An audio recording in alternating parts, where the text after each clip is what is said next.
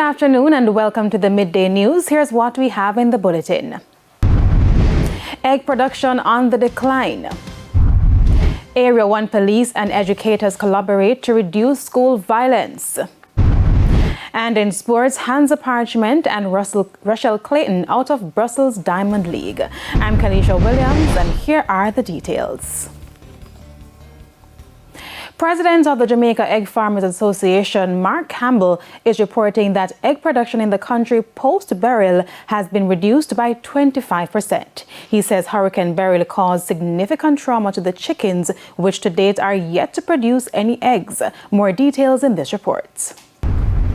Consumers could start seeing less eggs on supermarket shelves as egg farmers struggle to get some of their layers affected by Hurricane Beryl to produce. The farmers say while they did not sustain physical damage to their farms during Beryl, their chickens suffered from the trauma. Mark Campbell is the owner of a farm in Trelawney. We breathed at the time a sigh of relief, believing that all we had to do now was to get ourselves in order, so that the birds get back into top production.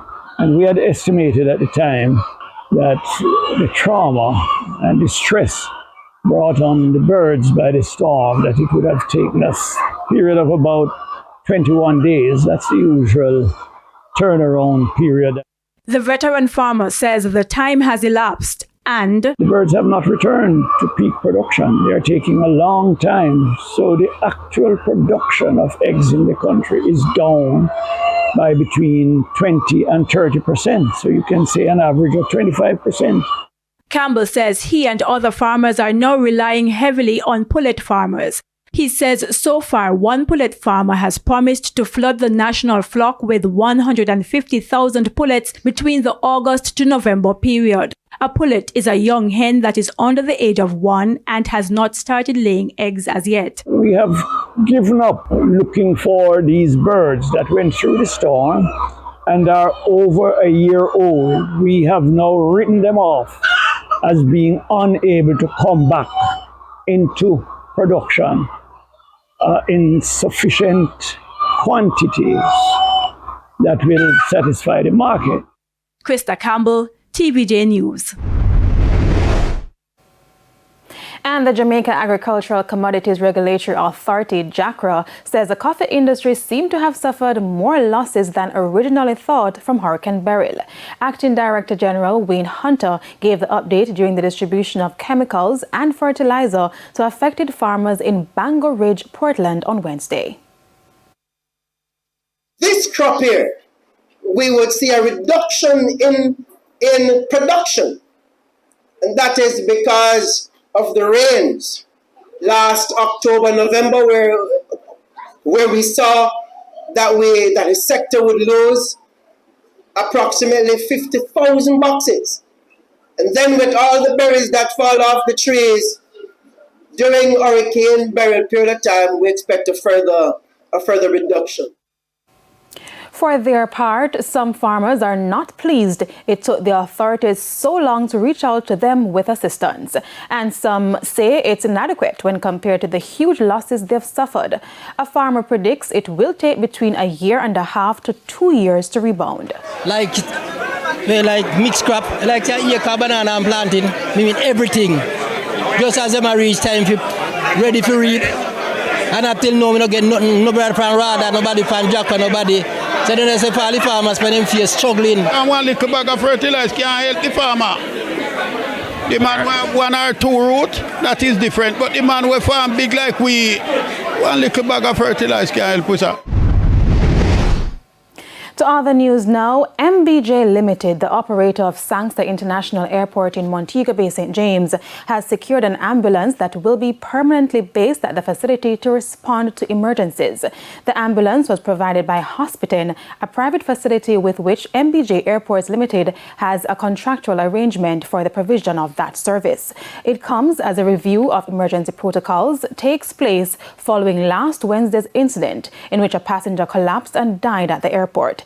The lack of an on-site ambulance was one of the concerns that had been raised. President and CEO of the Airports Authority of Jamaica, Audley Dedrick, says he was informed yesterday that the medical facility at the airport will now have this service. Given the review to take place of the whole protocol that are involved, that already in response to this particular concern, that the airport operator has already altered the arrangement with the ambulance providers and have in fact now secured permanent placement of the ambulance at the airport during operational hours. More details this afternoon on the tragic crash in McCook's St. Catherine, which claimed the lives of 2 men along the main road Wednesday night. At least one motorist believes a gaping hole in the road may have led to the fatal crash. With the patrol, man, it's dangerous, man. As the road I travel upon a taxi run, you know. Yeah, and the whole a very dangerous whole. Whole part time, man. But I show you conscious, not conscious, man, you know, so. Drive money every day? Every day, because taxi me use streets.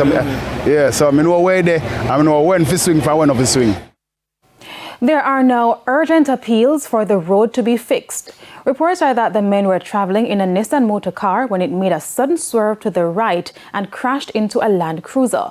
TVJ News was informed that the Nissan was badly damaged and the fire department had to cut the men from the vehicle. Both men are said to be mechanics. They have been identified as James Morgan and Nicholas Creary.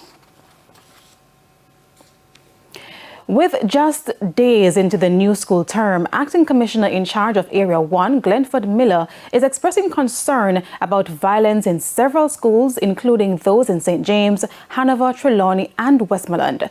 To this end, the police are partnering with principals to implement initiatives aimed at addressing the issue.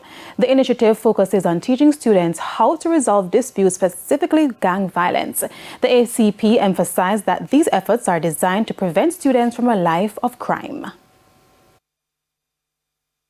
What we have done, we have actually collaborated with the principals and the dean of disciplines at these schools, and have our community safety and security persons from the headquarters here and within the divisions, and the school resources officers would have actually deployed them in these various schools to actually give support to the school to actually ensure that we can actually reduce the acts of violence within these schools. So it's actually about changing the behavior of some of these young persons.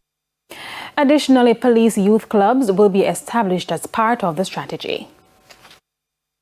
We have the police, our police youth clubs. We have police youth clubs within the various communities. And we went further. We have police youth clubs within schools. This is one of the latest initiatives that would have launched from sometime last year, where our police officers actually go into these schools and actually to form youth clubs to actually curb some of the behaviors of our young men and even our young girls within the various schools. And still in Area 1, Acting Commissioner Glenford Miller is reporting a decrease in murders since the beginning of the year. He said the division recovered 138 firearms and 2,379 rounds of ammunition. Miller urges gang members in the area to avoid confrontation with the police and instead surrender peacefully. Area 1 has actually recovered 138 firearms. 138. And a total of 2,379 assorted ammunition.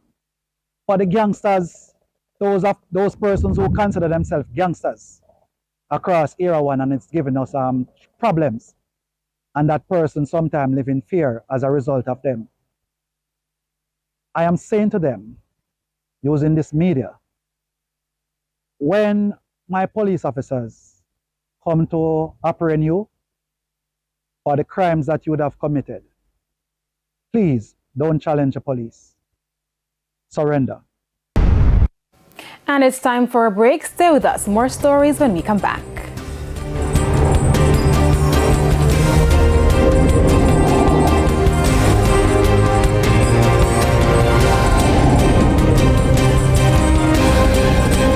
Welcome back to the Midday News, and thanks for staying with us. Continuing the news now, rehabilitation of the roadway from Chapelton to Trout Hall in Clarendon is expected to begin this month. PPV operators have been complaining about the state of the road and the lack of political representation. Member of Parliament and Minister of Works Robert Morgan is assuring the public it will soon be fixed. Jamaica Maitland reports. How rough is it? Rough. As rough as it can get. A public passenger vehicle operator in Trout Hall, a rural community in Clarendon, lamenting the poor road condition. Motorists and commuters argue that decades of neglect has caused the deterioration. If we can do something quick, easy pressure from you. Caution tapes tied to bamboos placed at a collapsed section of the roadway by residents warn motorists of the danger. In a bid to avoid the potholes, motorists swerve to the left. But too much could mean going over a gully. There was an accident years ago. Luckily, no one was seriously injured. Member of Parliament Robert Morgan told the TVJ News that the work to fix the road will begin before the end of September. Mr. Morgan, who is also Minister of Works, says it's part of the $3 billion REACH program announced by Prime Minister Andrew Holness. He said the roadway between Clarendon College to Pennance Bridge and from Pennance Bridge to Trout Hall will be completed by October. Meanwhile, repairs to the roadway between Guinep Tree and Woods will also begin in October. In neighboring northwest Clarendon, motorists had similar concerns. They say driving on the main road from Thompsontown to Frankfield makes them dizzy, not because of the terrain, but navigating the maze-like potholes. Very stressing, man, because when we go in at night time, some of the time I drop off sleep around the food. TVJ News reached out to MP Philip Henriquez, but we did not receive a response.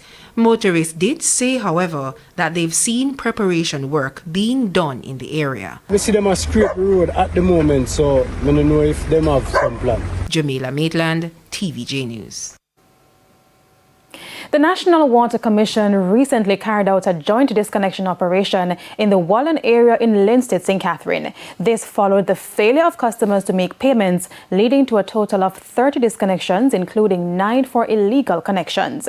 Revenue Recovery Manager for St. Catherine and Clarendon, Colleen Williams-Champagny, says one of the illegal connections removed included a disconnection at a poultry and pig farm.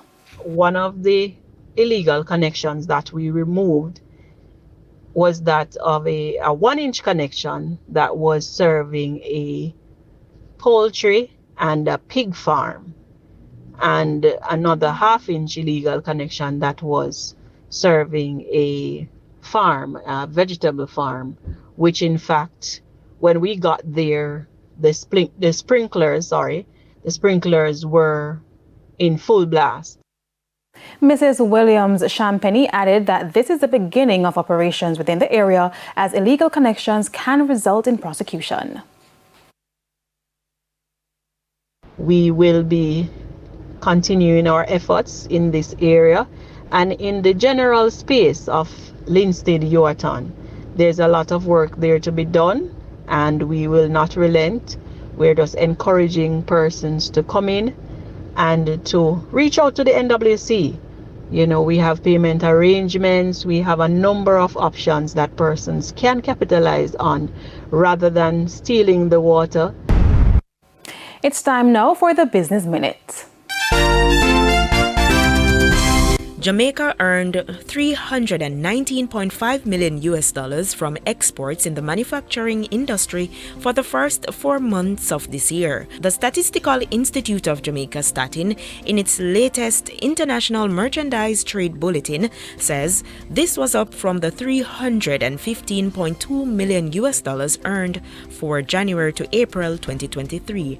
Earnings from other manufactured products sent overseas amounted to $190.4 million, an increase of 0.8%. For the same period in 2023, the category earned the country $188.8 million. This was due primarily to higher exports of refined petroleum products, which grew by 2.2%. These exports were valued at $170.5 million.